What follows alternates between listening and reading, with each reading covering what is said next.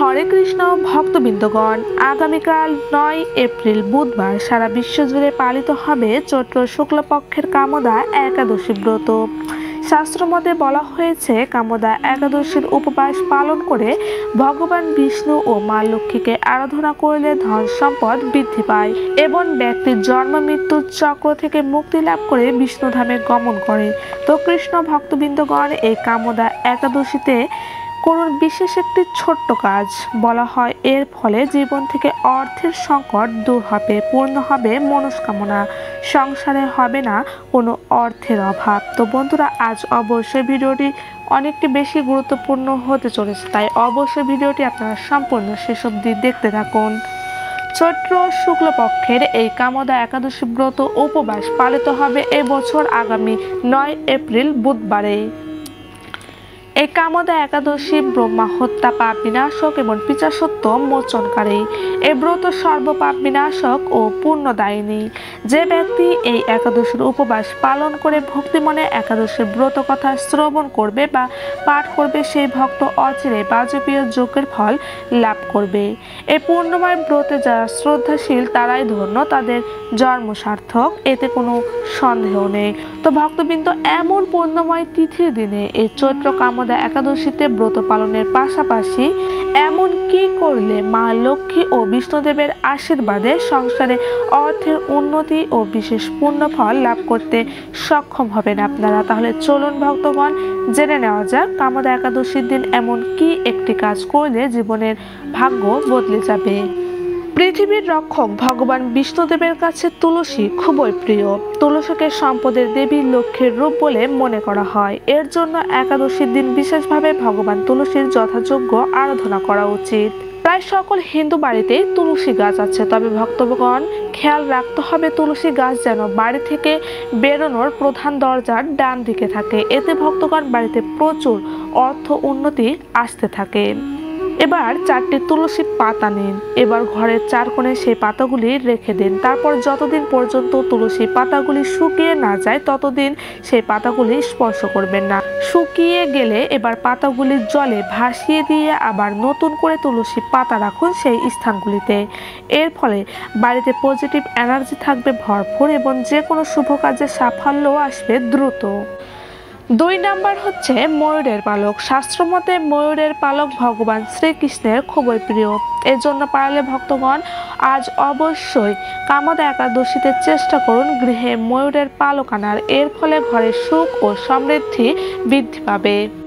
সংসারে ঘন ঘন অশান্তি হলে পারিবারিক শান্তির জন্য একটি বিশেষ প্রতিকার করতে পারেন এই কামদা একাদশীতে। এক্ষেত্রে প্রথমে তুলসীর 4 থেকে 5টি পাতা নিন, তারপর সেগুলো ভালো করে ধুয়ে পরিষ্কার করে নিন। তবে ভক্তগণ, যেহেতু একাদশীতে তুলসী পাতা তোলা বারণ, তাই একাদশীর আগের দিন তুলসী পাতা সংগ্রহ করে রাখবেন। তারপর একটি পিতলের পাত্রে গঙ্গা জল নিয়ে তাতে তুলসী পাতাগুলি রাখুন। 1 রাত্রি ভিজিয়ে রাখার পর পরের দিন সকালে স্নান করে উঠে পারণের দিন সেই পাত্রের জল বাড়ির প্রতিটি ঘরের দরজায় ছিটিয়ে দিন। এতে সংসার থেকে নেগেটিভ শক্তি দূর হবে, ঘরে আসবে সুখ শান্তি ও সমৃদ্ধি অবস্থান করবে। ভক্তগণ, অর্থ সমৃদ্ধি লাভের জন্য রূপোর কচ্ছপ আনতে পারেন এই কামদা একাদশীতে। শাস্ত্রমতে বাড়িতে রূপোর কচ্ছপ এনে রাখলে গৃহে কখনো অর্থাভাব হয় না। এমন পরিস্থিতিতে আজ এই কামদা একাদশী তিথিতে গৃহে রূপোর কচ্ছপ এনে রাখুন। একটি শুদ্ধ কোনো পাত্রে জল দিয়ে তাতে সেই কচ্ছপ রাখবেন এবং প্রত্যেক দিন নিত্য পুজোর সময় সেই জল পরিবর্তন করে পুনরায় নতুন জল দিয়ে পূর্ণ করবেন এবং একটি তুলসী পাতা দিয়ে দেবেন প্রত্যেক দিন। এছাড়া ভক্তগণ এই একাদশী তিথিতে গৃহে আনতে পারেন দক্ষিণাবর্তী শঙ্খ।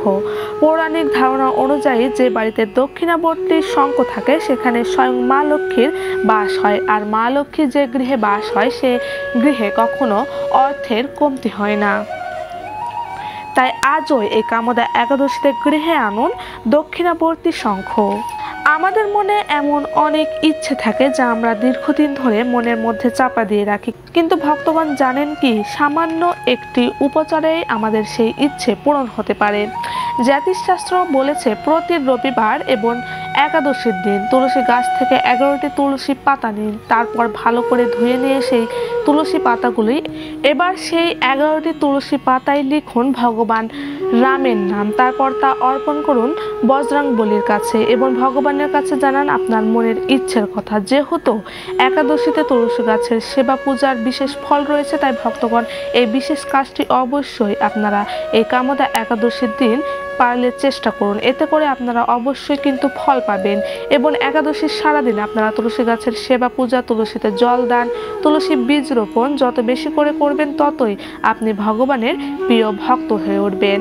এবার সর্বশেষ যেটি বলবো সেটি হচ্ছে ভক্তগণ, বাড়িতে কোনো বাস্তু দোষের কারণে সন্তান লাভে বাধা সৃষ্টি হলে এই চৈত্র কামদা একাদশী ব্রতের তিথিতে ময়ূর পঙ্খ এনে কৃষ্ণের পাশে রাখুন এবং বিশেষ পুজো করুন। এর ফলে বাস্তুদোষ শেষ হবে এবং সন্তান লাভের মনস্কামনা পূরণ হবে। তো কৃষ্ণ ভক্তবৃন্দগণ, আগামী আপনারা সকলেই পালন করবেন এই কামদা একাদশী ব্রত। একাদশীর দিন খুব ভোরে ঘুম থেকে উঠে স্নান করে ভগবানের বিশেষ সেবা পূজা করবেন এবং সারাদিন ভক্তির সাথে পালন করবেন একাদশী ব্রত। ব্রতের দিন নিজেকে সম্পূর্ণভাবে ভগবানের সেবা পূজার কাজে যুক্ত রাখবেন। গীতা পাঠ করা বা শ্রবণ করবেন, হরে কৃষ্ণ নাম কীর্তন করা, মালা জপ করা ইত্যাদি। এই দিন তুলসী গাছের বিশেষ সেবা যত্ন পূজা করবেন।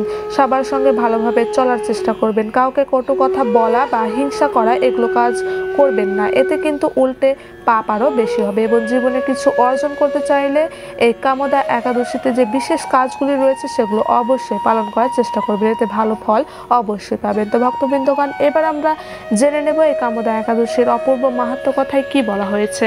চৈত্র মাসের শুক্লপক্ষের কামদা একাদশী ব্রত মাহাত্ম্য বরাহ পুরাণে বর্ণিত হয়েছে। মহারাজ যুধিষ্ঠির বললেন, হে বাসুদেব, আপনি কৃপা করে আমার কাছে চৈত্র মাসের শুক্লপক্ষের একাদশীর মহিমা কীর্তন করুন। শ্রীকৃষ্ণ বললেন, হে মহারাজ, এই একাদশী ব্রত সম্পর্কে এক বিচিত্র কাহিনী বর্ণনা করছি, আপনি এক মনে তা শ্রবণ করুন। পূর্বে মহর্ষি বশিষ্ঠ মহারাজ দিলীপের কৌতূহল নিবারণের জন্য এই ব্রত কথা কীর্তন করেছিলেন। ঋষি বশিষ্ঠ বললেন, হে মহারাজ, চৈত্র মাসের শুক্লপক্ষের একাদশীর নাম কামদা। এই তিথি পাপনাশক ও পুণ্যদায়িনী। পূর্বকালে মনোরম নাগপুর স্বর্ণ নির্মিত গৃহে বিষধর নাগেরা বাস করত। তাদের রাজা ছিলেন পুণ্ডরীক। গন্ধর্ব, কিন্নর ও অর্পসারাদের দ্বারা তিনি সেবিত হতেন। সেই পরিমধ্যে অর্পসরা শ্রেষ্ঠ ললিতা ও ললিত নামে গন্ধর্ব স্বামী স্ত্রীর রূপে ঐশ্বর্যপূর্ণ এক গৃহে পরম সুখে দিন যাপন করত। একদিন পুণ্ডরীকের রাজসভায় ললিত একা গান করছিল।